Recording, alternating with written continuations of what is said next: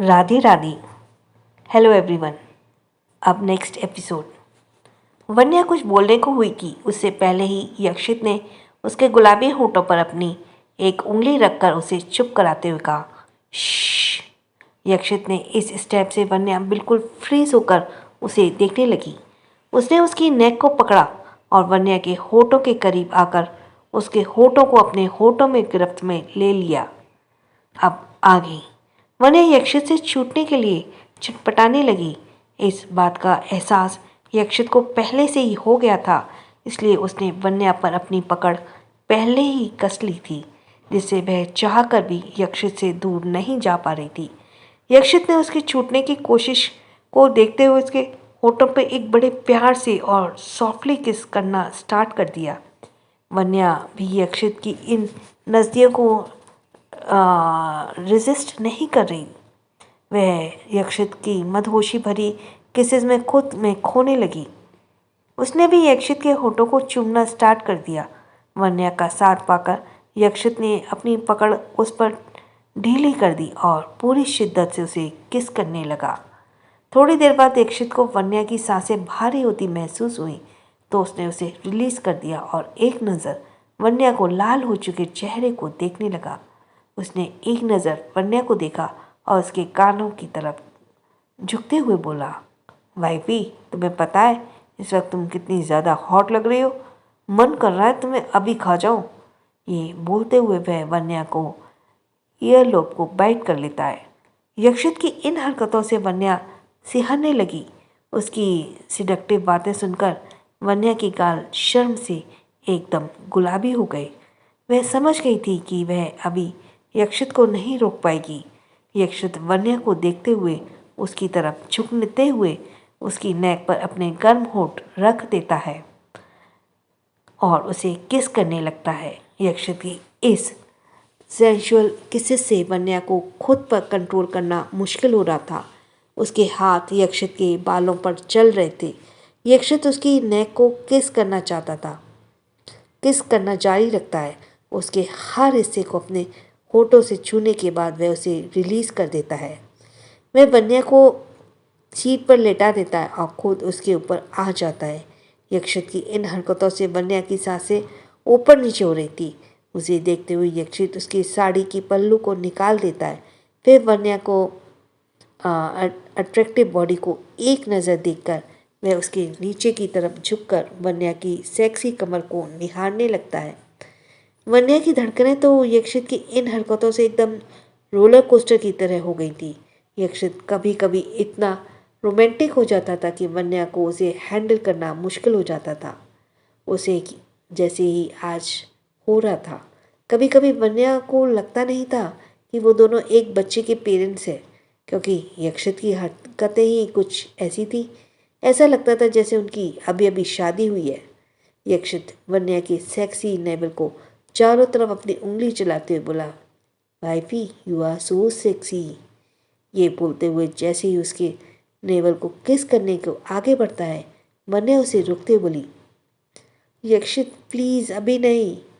यक्षित उसे चुप कराते बोला, जान, तुम अपने पति पर इस तरह से जुर्म नहीं कर सकती। आज तुम मुझे बिल्कुल नहीं रोकोगी। ये बोलते हुए वन्या के पेट की तरफ झुककर उसके नेवल को किस करने लगता है। फिर उसके पूरे पेट पर अपने होठ फिराने लगता है। उसकी इस हरकत से वन्या की पकड़ यक्षित पर कस गई। वन्या की हालत बहुत खराब हो गई थी, पर यक्षित था कि रुकने का नाम नहीं ले रहा था। उसने वन्या के पेट को जोर से काट लिया, जिससे वन्या की एक चीख निकल गई। यक्षित ने यह खुद को काबू में करने के लिए किया था। वन्या अपने पेट को सहलाते हुए अपने पल्लू को ठीक करने लगी। उसके बाद उसे खा जाने वाली नजरों से यक्षित को घूरा।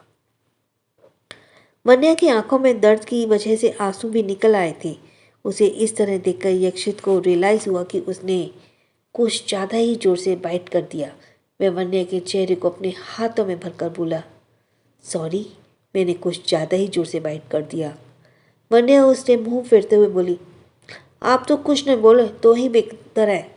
यक्षित अपनी वाइफ की इस तरह देखते हुए बोला, तुम फिक्र मत करो, मैं तुम्हारा दर्द अभी गायब कर देता हूँ। वन्या उसे सवालिया नज़रों से देखने लगी। यक्षित ने आहिस्ते से वन्या के पेट पर से साड़ी हटाई और उसकी बाइट मार्क पर अपने होंठ रखकर उसे सॉफ्टली किस करने लगा। उसे किस करने के बाद वह वन्या की तरफ देखते हुए बोला, वाइफी अब ठीक है। वन्या ने ना में सिर हिला दिया तो यक्षित ने दोबारा उसके पेट पर अपने होंठ रख उसे किस करना स्टार्ट कर देता है। थोड़ी देर तक किस करने के बाद वह दोबारा वन्या से पूछता है, और अब क्या? वन्या स्माइल करते हुए ना में सिर हिला देती है। यक्षित फिर से शुरू हो जाता है। वन्या उसके सिर को प्यार से सहला रही होती है। थोड़ी देर तक किस करने के बाद यक्षित वन्या के पेट में ही अपना मुंह घुसा लेता है और लेट जाता है। वन्या की कमर के चारों तरफ अपना हाथ लपेट लेता है और अपनी आंखें बंद कर लेता है।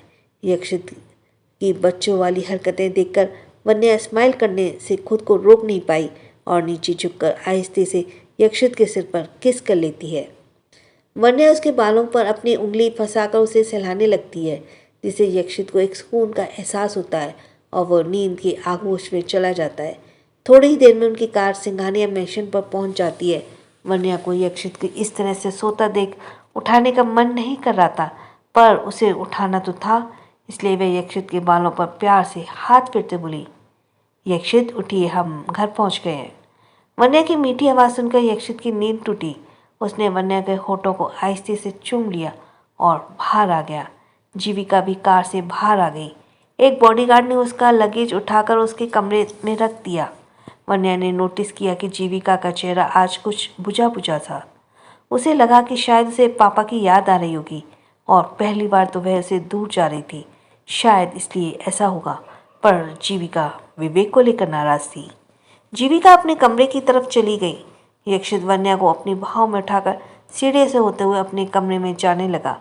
उसने रूम का दरवाज़ा बंद कर दिया और वन्या को बेड पर सुला दिया और खुद उसके ऊपर आ गया। वन्या उसके सीने पर अपना हाथ रखते बोली, यक्षित आप फिर से शुरू हो गए, चलिए जाइए और जाकर फ्रेश हो जाइए। यक्षित वन्या से शिकायती भरी टोन में बोला, वाइफी तुम्हें नहीं लगता तुम अपने पति को आजकल बहुत इग्नोर कर रही हो? ये बोलते हुए वह वन्या के होठों को किस करने के लिए जैसे ही उसके करीब गया, वन्या के होठों ने बीच में अपनी हथेली रख दी। यक्षित उसे आंखें छोटी करके देखने लगा। वन्या यक्षित के ऊपर आते ही बोली, ऐसी क्या देख रहे हैं? फिलहाल अभी अपने रोमांस के गियर पर ब्रेक लगाइए और जाकर फ्रेश हो जाइए। यक्षित वन्या की खुली कमर पर अपनी पकड़ कसते हुए उसके होठों को आहिस्ते से चूमकर बोला, अभी छोड़ रहा हूँ पर रात को बिल्कुल नहीं छोड़ने वाला। ये बोलते हुए वो वन्या को एक बार फिर आहिस्ते से किस कर लेता है और उसे साइड में लेटते हुए वॉशरूम में की तरफ चला जाता है। वन्या यक्षित की बात सुनकर आंखें फाड़े देख रही थी। जैसे जैसे वक्त बीत रहा था, यक्षित और भी रोमांटिक होता जा रहा था। ये सोचकर वन्या की फेस पर स्माइल आ गई। वह खुद से बोली, पता नहीं आपका मैं क्या करूं यक्षित। ये बोलते हुए अपने बेबी को देखने के लिए उसके कमरे की तरफ जाने लगी।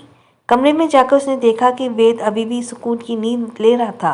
अब काफ़ी हद तक वैक्सीन का असर वेद पर कम हो गया था। उसने बेबी की एक नज़र निहारने के बाद वन्या वापस अपने कमरे में आ गई।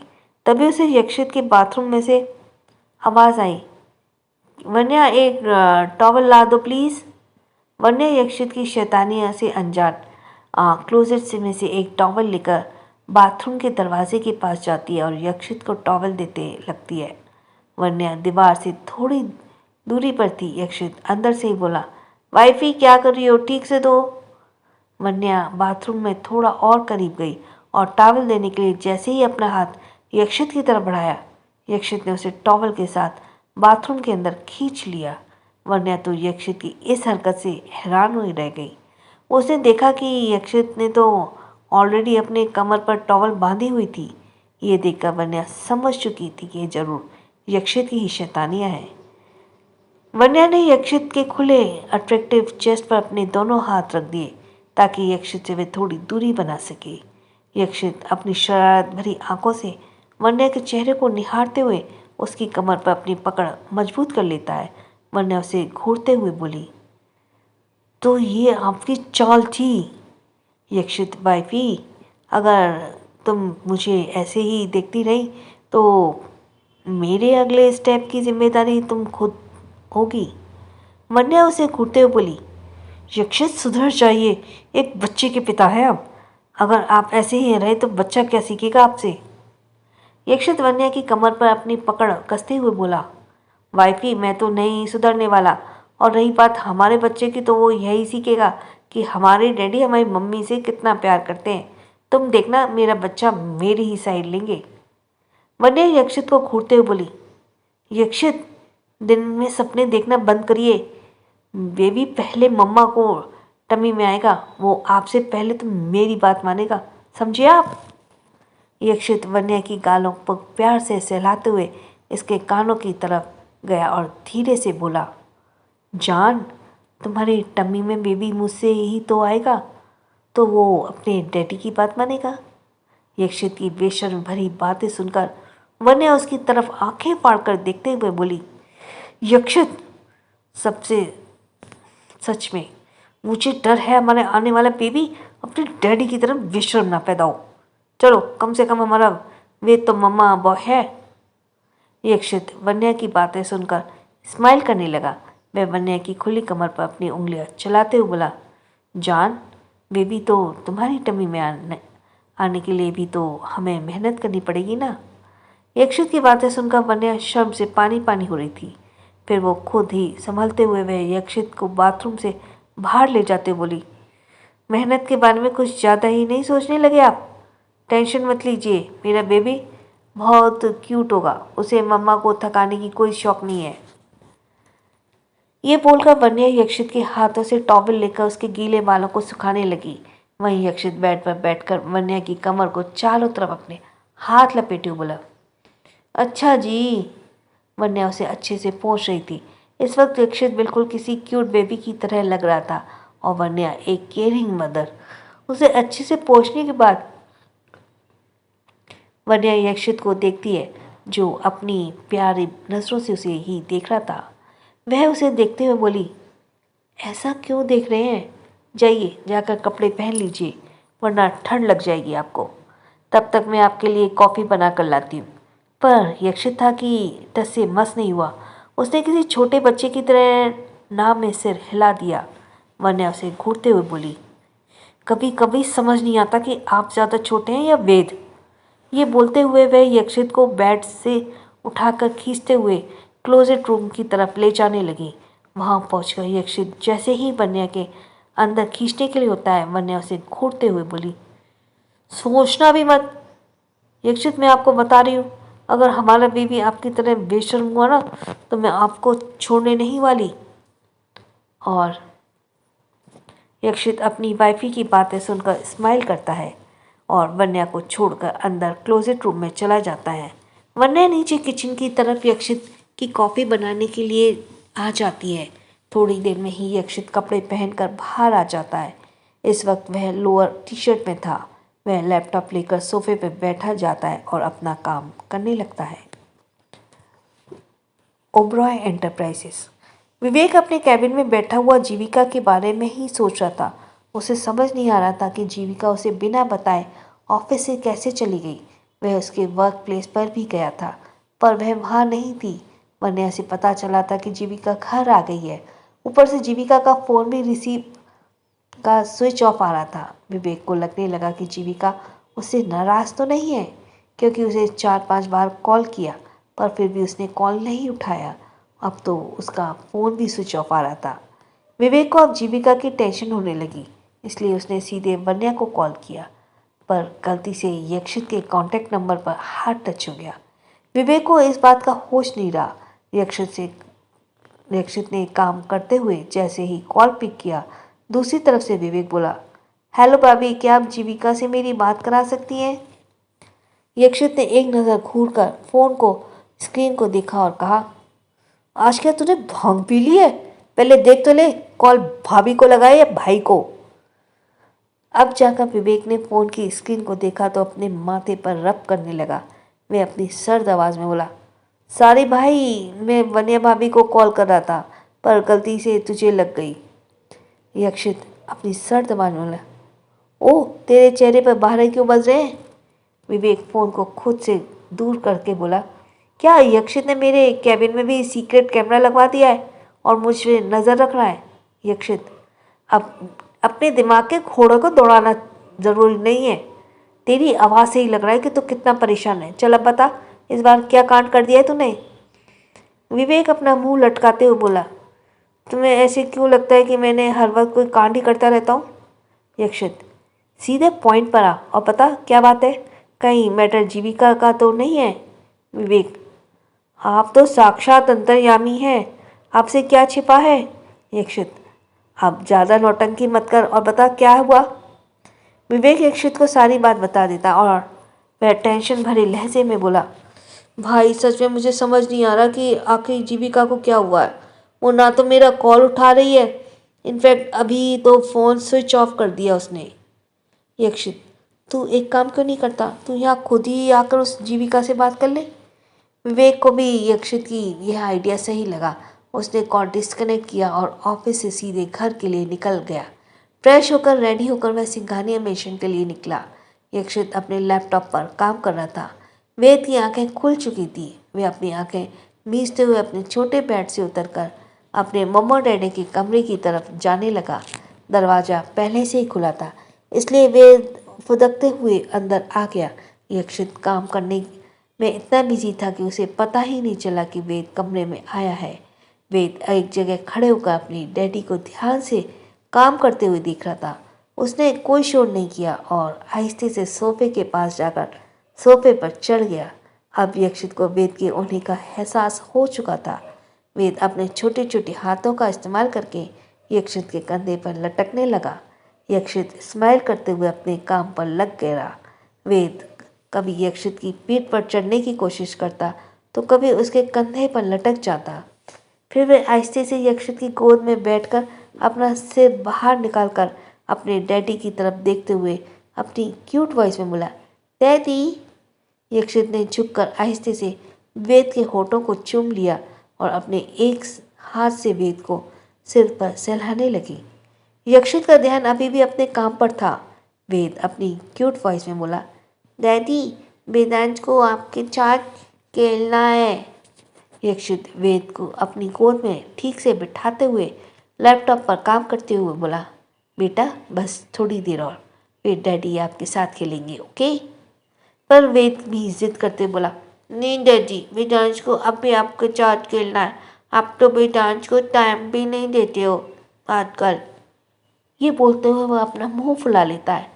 वहीं वन्या अपने हाथों में यक्षित की कॉफ़ी और अपनी टी लाते हुए वेद की क्यूट क्यूट बातें सुन लेती है और स्माइल करते हुए दोनों बाप बेटे को देखने लगती है। वेद की प्यारी बातें सुनकर यक्षित भी स्माइल करने से खुद को रोक नहीं पाता। उसका काम खत्म हो चुका था, इसलिए उसने लैपटॉप को बंद करके साइड से रख दिया और वन्या के हाथों से कॉफ़ी ले लिया। वन्या यक्षित के बगल में सोफे पर बैठते हुए बोली, बेबी आजकल डैडी आपको बिल्कुल टाइम नहीं देते। वेद अपने फूले हुए गालों के साथ बोला, yes mamma, you are light. उसकी प्यारी प्यारी बातें सुनकर वन्या स्माइल करने से खुद को रोक नहीं पाई। यक्षित काफ़ी एक सिप लेकर उसे कॉफ़ी टेबल पर रख देता है और वेद को अपनी गोद में लेकर उसे प्यार करता है। यक्षित उसके फूले हुए गुलाबी गालों को किस करते हुए बोला, अच्छा तो ये बात है, चलो बेटा आज डैडी आपकी ये शिकायत दूर कर देते हैं। ये सुनकर वेद का चेहरा खिल उठा और वह अपने डैडी की तरफ देखते हुए बोला, डैडी क्या आप वेदांश के साथ खेलेंगे? यक्षित उसकी पीठ को प्यार करते हुए सहलाते हुए बोला, यस बेटा, आज वेद और डैडी खेलेंगे। वेद चहकते हुए बोला, ये बहुत मज़ा आएगा, बहुत मज़ा आएगा। मम्मा आप भी हमारे साथ खेलना। वन्या चाय पीते हुए स्माइल करके वेद की तरफ देखकर बोली, बेबी मम्मा को बहुत काम है, हम आप और डैडी खेलो अभी। कुछ सोचते हुए वेद बोला, ओके मम्मा। फिर वह यक्षित के हाथ को अपने छोटे हाथों में पकड़ते हुए कोशिश करते हुए बोला, चलिए डैडी। वन्या दोनों की तरफ देखते हुए बोली, अरे बेटा पहले डैडी को अपनी कॉफ़ी तो ख़त्म करने दो, उसके बाद जाना, ओके? फिर यक्षित अपनी कॉफ़ी पीने लगा। वेद बड़े ध्यान से अपने मम्मा और डैडी को कॉफ़ी चाय पीते हुए देख रहा था। उस अपनी तरफ यूं ध्यान से देखते वन्या उसकी तरफ देखते हुए बोली, बेबी क्या हुआ, आप अपने मम्मा डैडी को ऐसे ही क्यों देख रहे हो बेटा? वह दोनों की तरफ आस भरी नज़रों से देखते हुए अपनी क्यूट वॉइस में बोला, मम्मा डैडी मेरी बेबी प्रिंसेस कब आएगी? मुझे उसके साथ खेलना है। साथ तो भी बेबी प्रिंसेस के साथ खेलना है। यक्षित और वन्या दोनों एक दूसरे को देखने लगते हैं। जितना इंतजार वेद को अपनी बेबी प्रिंसेस का था, उतना ही जल्दी यक्षित और वन्या को भी अपनी नन्ही राजकुमारी या राजकुमार का था। यक्षित वेद के गालों पर प्यार से सहलाते बोला, बेबी अब जल्दी ही आपको आपकी बेबी प्रिंसेस मिल जाएगी। यह सुनकर तो वेद जैसे खुशी से उछलने लगा। वो अपनी मम्मा के पास आकर वन्या के पेट को ध्यान से देखने लगा। यक्षित वेद के सिर पर प्यार से हाथ फेरते बोला, बेबी आप क्या देख रहे हो? वेद ने एक नज़र अपनी मम्मा को देखा और फिर अपने छोटे छोटे हाथ वन्या के पेट पर रखकर अपनी क्यूट वॉइस में बोला, मम्मा पहले मेरी बेबी प्लीज आपकी तम्मी में आएगी ना, फिर मेरे पास आएगी। वेद की समझदारी से भरी बातें सुनकर यक्षित और वन्या एक दूसरे की तरफ हैरानी से देखते हैं। वन्या वेद के सिर को प्यार से सहलाते बोली, बेबी ये आपने कहाँ से सीखा? वेद अपनी क्यूट वॉइस में बोला, मम्मा मेरी बेस्ट फ्रेंड आता है ना, उसने मुझे कहा था कि मुझे इतनी जल्दी मेरी बेबी प्रिंसेस नहीं मिलेगी। पहले वो मम्मा की तम्मी में आएगी, फिर मेरे पास आएगी। वन्या उसके गालों पर किस करते हुए बोली, बिल्कुल सही कहा था आस्था ने। वेद अपने डैडी की तरफ देखते हुए बोला, डैडी क्या बेबीज बहुत छोटे छोटे होते हैं? वेद ने इस मासूम सवाल पर वेद स्माइल करते हुए उसके गालों पर ऐसे से खींचते हुए बोला, यस माय बॉय, मेरे बेबी बहुत छोटे छोटे होते हैं, जैसे कि आप भी तो बहुत छोटे से थे जब आप दुनिया में अपने कदम रखा था। तब आपके छोटे छोटे गुलाबी सी गाल, छोटी सी उंगली, होठ, छोटे छोटे हाथ पैर, आंखें भी एकदम गोल गोल सी आंखें। ये बताते हुए यक्षित उस मोमेंट में चला गया था जब वेद का जन्म हुआ था। यक्षित अब से सबसे अच्छे दोस्त साकेत के साथ हॉस्पिटल में ही मौजूद था जब सृष्टि को लेबर पेन हुए थे। जब लेबर रूम में किसी छोटे बच्चे के रोने की आवाज़ आई तो यक्षित और साकेत ने एक दूसरे को गले लगा लिया था। दोनों अंदर गए थे। दोनों बच्चे की माँ बाप से पहले यक्षित ने ही देखा था। यक्षित अपने बेस्ट फ्रेंड सृष्टि की तरह देखते हुए बोला, सृष्टि बेबी बहुत क्यूट है। ये सुनकर सृष्टि की आंखों में खुशी के आंसू आ गए। साकेत और सृष्टि ने तो पहले ही कह दिया था कि भले ही वेद उनका बेटा है पर उस पर यक्षित का हक भी बराबर होगा। उस मोमेंट को याद करके यक्षित के फेस पर एक दर्द भरी स्माइल आ गई क्योंकि आज वेद तो उनके पास था पर उस रोड एक्सीडेंट में यक्षित ने अपने प्यारे दोस्त जिसे वह भाई की तरह मानता था और उसकी वाइफ सृष्टि को खो दिया था। यक्षित को इस तरह देखकर तमन वन्या ने उसके हाथों पर अपने हाथ रख दिए जिससे यक्षित वन्या की तरफ देखने लगा। उसके ध्यान का वेद से क्यूट वॉइस में थोड़ा, दीदी क्या मैं बहुत क्यूट था? वेद तो अब अपने असली मॉम डैड को भूल ही चुका था। अब यक्षित और वन्या को ही उसके लिए उसके मॉम डैड थे। वह इन दोनों को इतना ज़्यादा प्यार करता था जितना तो उसने अपने असली मॉम डैड को भी नहीं किया होगा। यक्षित उसे अपने गोद में बिठाकर उसके गालों पे प्यार से सहलाते हुए बोला, हाँ बेटा आप सबसे क्यूट थे। वेद अपने मॉम डैड को अपनी टिमटिमाती आंखों से दिखते हुए बोला, डैडी वेदांत को आपके और मम्मा के साथ गार्डन में खेलना है। वेदांश की बात यक्षित ने मना नहीं किया। वह स्माइल करते हुए वेद को अपनी गोद में उठा लिया और रूम से बाहर जाने लगा। वन्या भी उसके पीछे पीछे जाने लगी। दोनों गार्डन में आ गए और वेद नीचे उतरकर अपने मम्मा और डैडी का एक एक हाथ पकड़कर गार्डन में इधर उधर भटकने लगा। ये कहते हुए वह बेहद क्यूट लग रहा था। तभी सिंघानिया मेंशन में एक ब्लैक मर्सिडीज आकर रुकी। यक्षित समझ गया था ये विवेक ही होगा। वह कार से बाहर आकर अंदर की तरफ जाने लगा तो उसे रास्ते में यक्षित, वन्या और वेद मिल गए। विवेक को देखकर वेद उसकी तरफ दौड़ते हुए बोला, विवेक तातू। वेद की क्यूटनेस को देखकर विवेक की मायूसी 1 मिनट में गायब हो गई। विवेक वेद के छोटे छोटे गालों पर किस करते बोला, चैप आप यहाँ क्या कर रहे हैं बेटा? वेद विवेक की तरफ देखते हुए बोला, हमने मम्मा और डैडी के साथ गार्डन में खेलना था अंकल। विवेक उनकी तरफ देखते हुए बोला, वेरी गुड बेटा। फिर वह आहिस्ते से वेद को अपनी गोद से उतारता है, जिससे वह गार्डन में इधर उधर फुदकने लगता है। विवेक वन्या और यक्षित को ग्रीट करता है। वन्या उसकी तरफ देखते हुए बोली, विवेक आप यहाँ? विवेक अपना मुंह लटकाए हुए बोला, हाँ भाभी मैं यहाँ। लगता है आपकी प्यारी बहन मुझसे रूठ गई है। बस यही सोच सोच कर मेरी जान निकल रही है। विवेक ने वह बहुत धीरे कहा, जिससे वन्या ठीक से सुन नहीं पाई। वह विवेक की तरफ देखते हुए बोली, कुछ कहा आपने? विवेक, भाभी वो मैं जीविका को देखने आया था। मेरा मतलब है कि वो आज बिना बताए ऑफिस से घर आ गई और मुझे उसकी फिक्र हो रही थी। वन्या विवेक की तरफ देख रही थी। उसे ऐसा फील हो रहा था कि विवेक कुछ छिपा रहा है। वह उसकी तरफ देखते हुए बोली, विवेक जीविका और आपके बीच सब ठीक है ना? जीविका को भी नोटिस किया, वो भी मायूसी समझ मुरझाई सी लग रही थी। जिसका सब्सक्राइब करना रह गया वो जल्दी से सब्सक्राइब करे। और थैंक्स फॉर लिसनिंग। छोटों को प्यार, बड़ों को सम्मान। राधे राधे।